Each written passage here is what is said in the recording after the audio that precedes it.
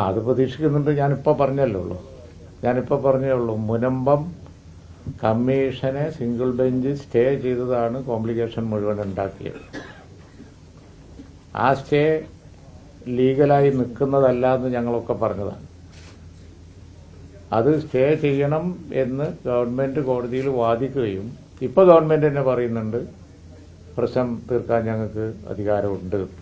അത് ബില്ല് പാസ്സാവോളം കാത്തിരിക്കേണ്ടിയിരുന്നോ എന്നാണ് ഞങ്ങളെ ചോദ്യം. ഈ മുസ്ലിം സംഘടനകളൊക്കെ ഗവൺമെന്റിന് വിട്ടുകൊടുത്തപ്പോൾ ഇതാകാമായിരുന്നില്ലേ എന്ന് അന്ന് ഞങ്ങൾ ചോദിച്ചതാണ്. പകരം ഗവൺമെന്റ് അതിന് കമ്മീഷൻ വെച്ചു. അത് തന്നെ ഒരു ഡിലേക്ക് കാരണമായി. കമ്മീഷൻ വെക്കാതെ തന്നെ തീർക്കാമായിരുന്നു. അവർ വെച്ച ഒരു കമ്മീഷൻ ഉണ്ടാക്കിയ വല ആയതുകൊണ്ടാണ് ഗവൺമെന്റിന് കമ്മീഷൻ വെക്കേണ്ടി വന്നത്. നേരത്തെ ഒരു കമ്മീഷൻ അവരുണ്ടാക്കിയ വലയാണത്. അങ്ങനെ കമ്മീഷൻ വന്നു, ആ കമ്മീഷനെ സ്റ്റേ ചെയ്തു. അങ്ങനെ അടുത്ത തെരഞ്ഞെടുപ്പ് വരെ കൊണ്ടുപോകലായി. പിന്നെ BJPയുടെ തന്ത്രം അതിന് വളം വെച്ച് കൊടുക്കലായി.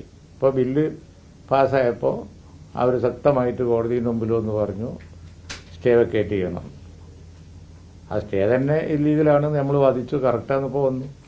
ഞങ്ങളും അതിൽ ആ കേസിൽ അതേപോലെ ട്രിബ്യൂണലിൻ്റെ മുമ്പിൽ ഒക്കെ ഒരുമിച്ച് മുനമ്പംകാരും ഞങ്ങളും ഒരുമിച്ച് വാദിക്കാൻ തയ്യാറാണ്. അവർക്ക് നീതി കൊടുക്കണം എന്നുള്ളത്. ആർക്കാ സംശയം? അതിന് ഇന്ത്യ രാജ്യത്തെ മുഴുവൻ കുഴപ്പത്തിലാക്കുന്ന വഖഫ് നിയമം പാസ്സാക്കേണ്ട കാര്യമില്ല. ഈ പുതിയ ഭേദഗതിയിലെ എല്ലാ ഭേദഗതിയും വിമർശിക്കുന്നുണ്ടോ അതോ ചില ക്ലോസുകളെ മാത്രം? എല്ലാവരും ബില്ലിനെ ഒന്നിച്ച് എതിർക്കുക തന്നെയാണ്. എല്ലാ ഭേദഗതികളെയും എല്ലാ അങ്ങനല്ലേ അങ്ങനെ തന്നെ ഉണ്ടായത്. ടോട്ടൽ എതിർക്കുക തന്നെ. അതിന്റെ മുനമ്പം പ്രശ്നം തീർക്കാൻ പിന്നെ ഈ ഒക്ക ബില്ലിന്റെ ഒരാവശ്യമില്ല. ഈ ഒക്ക ബില്ല് പാസ്സായതുകൊണ്ട് മുനമ്പം പ്രശ്നം കൊണ്ട് തീരുമില്ല. അതിന് വേറെ തന്നെ സംസ്ഥാന ഗവൺമെന്റ് ഇനിഷ്യേറ്റീവ് എടുക്കണം.